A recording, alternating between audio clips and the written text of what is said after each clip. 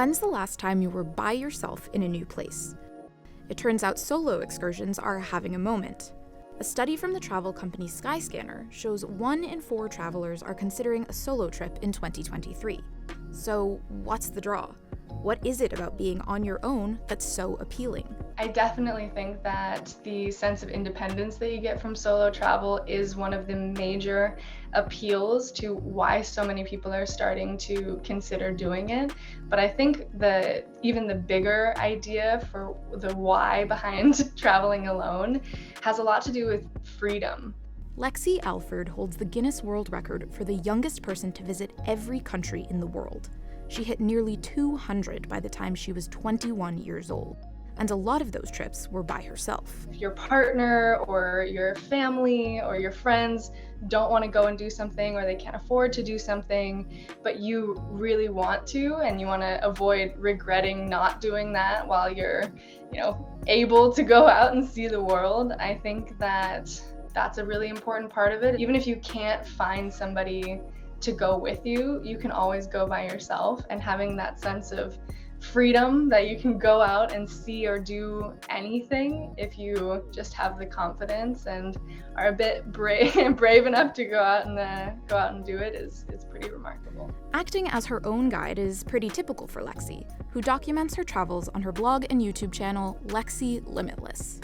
I think that everyone should travel solo at least once in their life. She says solo travel isn't reserved for the most extroverted or self-assured people out there. I don't think that it takes a certain type of person or a certain type of personality.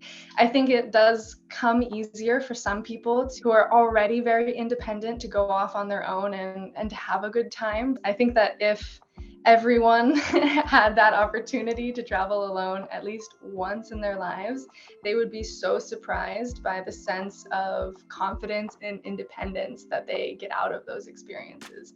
So even for people who are like, oh, I could never travel by myself, I think it's a good idea to push yourself outside of your comfort zone. If you don't want to travel alone and you're afraid of it, that is almost a sign that you need to do it even more.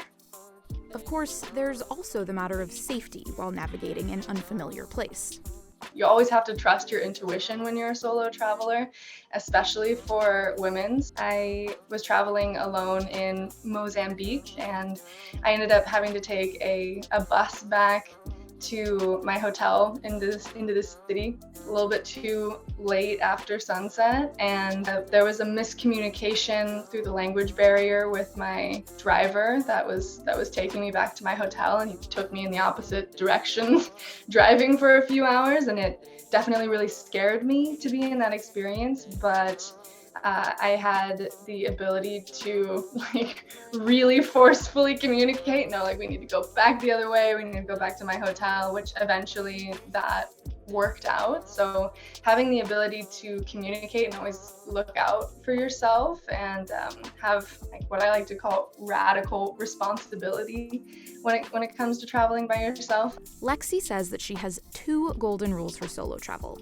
and they're pretty common sense. Number 1, to always avoid getting intoxicated when you're traveling by yourself. And number 2 is to avoid going out at night.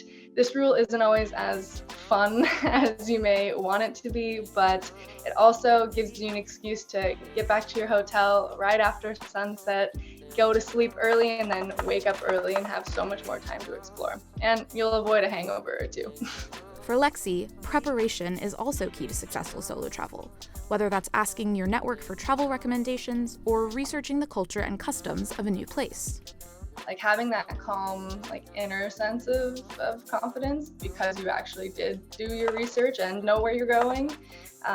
Also, I think has a little protective bubble around you because you actually are not getting as overwhelmed as you would if you had no idea anything that was going on in that place. That isn't to say you should go book a solo excursion on a remote island right away. You don't have to just, go from having no experience ever being alone in your life to traveling to some crazy far off country that you've, never heard of or never really had any experiences similar to that. I think that when it comes to starting, just having baby steps is a good idea. Travel by yourself, like within your own country, is a really good place to start. If it's just a nearby city or another state, or getting your, dipping a toe into the experience of traveling alone is always a good way to kind of build yourself up to these more complex trips or complex experiences. Staring at a map and wondering where to start can get overwhelming. So take it from the expert.